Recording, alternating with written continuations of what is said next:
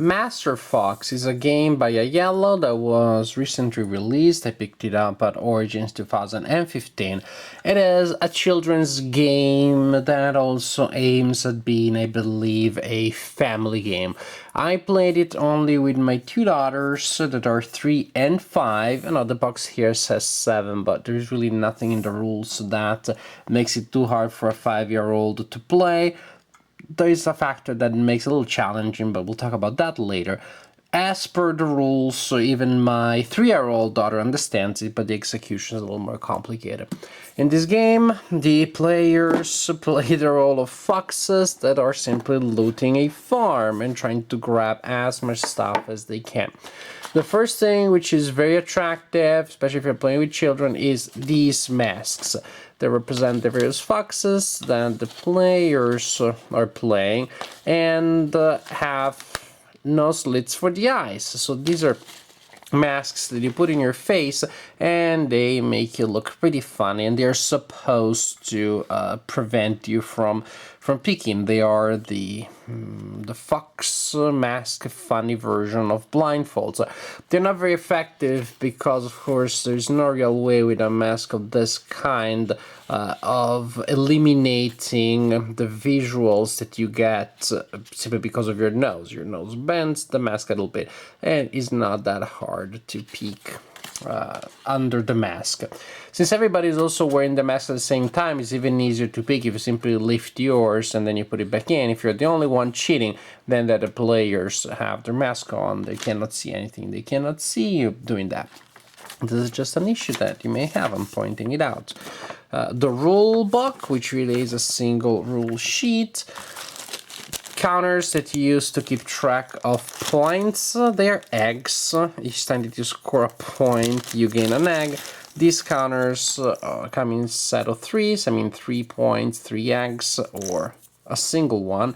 You need to sort them out carefully at the beginning, because as you can see, they really look like one another. When there is a mix like this and you just grab one because you want a 1, then you grab the 3 instead. So you need to separate them in different piles at the beginning of the game.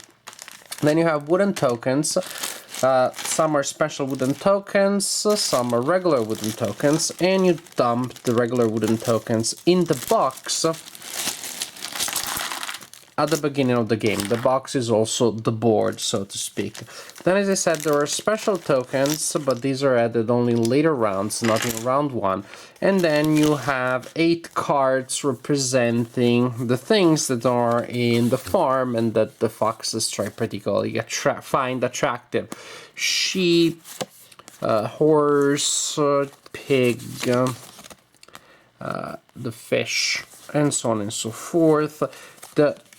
A very attractive one, for reasons that will be explained, is the cheese. As you can see, each card with this cute illustration also corresponds to an illustration of the corresponding wooden piece that represents that particular target on the board. The Pac-Man, I mean the cheese, the goose, and so on and so forth. At the beginning of a round, you shuffle the 3 cards and you reveal 3 of them. Players take a look at them, and these represents the things that the players will be looking for this turn. Now we're looking for the cheese, the fish, and the sheep. Everybody puts their masks on, everybody looks at the board trying to get a good sense of where things are, which is useless because then you put the box on, you put the lid of the box on, you shake the box, everybody has their masks on, so when no one is looking, unless somebody's cheating, you lift the box, and then everybody simply dives in. All players are looking in the box at the same time. You can look with only one hand, that is, you can go around and look and then grab stuff and try to touch, identifying what it is that that piece is, looking for the things that match the requirements. When you find or think you have found one of the pieces you're looking for, you place it in the other hand. One hand is used to search and the other hand represents the bag in which you're placing your loot. Some of these pieces really feel like one another and they're not easy to tell apart. For example, the pig and the horse, they're particularly tough. There really aren't many differences, but others most really have telling traits. And since I thought that the game would be challenging for my young daughters, before we played, we went through each piece and we touched it carefully and we tried to identify unique things. For example, the cow. Yes, the head is not so different from that of the pig, but the pig is a little pointy. Actually, this is the pointiest thing that you will find. So this is the telling sign that we agreed on or we identified for the pig.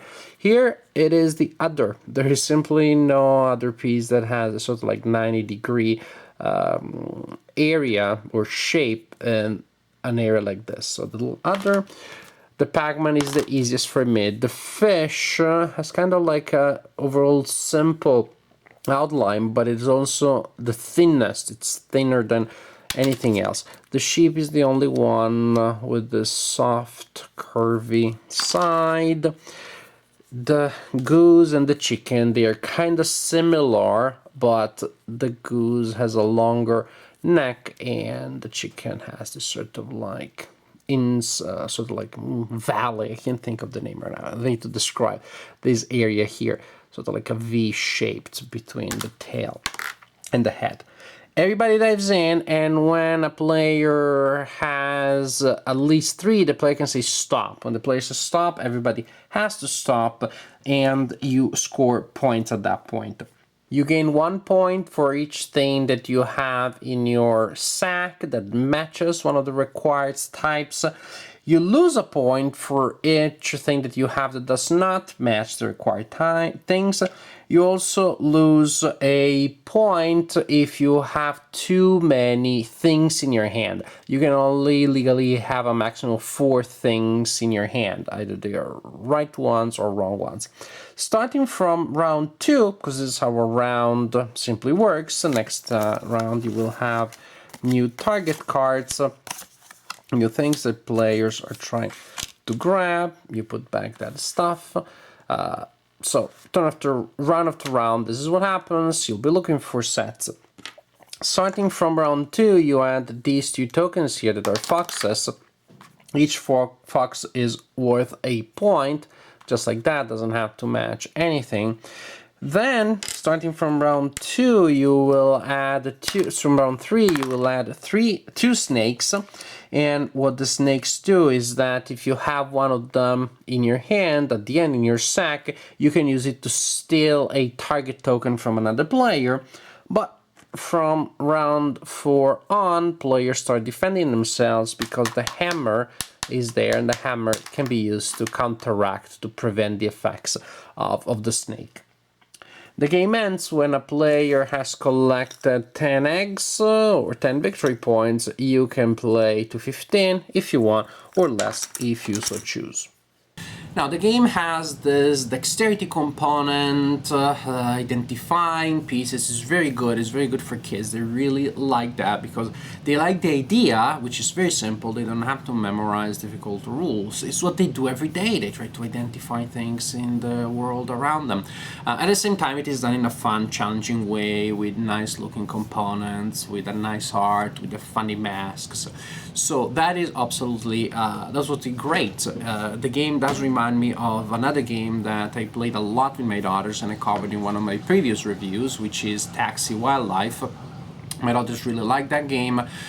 In that game you have little baggies and 2 players are playing at the time, and you dig in and you put your hand in there and you're looking for wooden animals that match the symbols of the animals that the players are looking for. So it's separate pools of pieces in small baggies, and all players are playing at the same time. And to prevent children from peeking, it's very hard for them to resist the temptation. The rules of that game recommend that you play with the bag behind your back. Why did I take this digression? Well, first because that's the first comparison that came to mind, and these 2 games are very similar in that. The main difference here is that you had the masks and that everybody's playing at the same time and dipping into the same pool of pieces.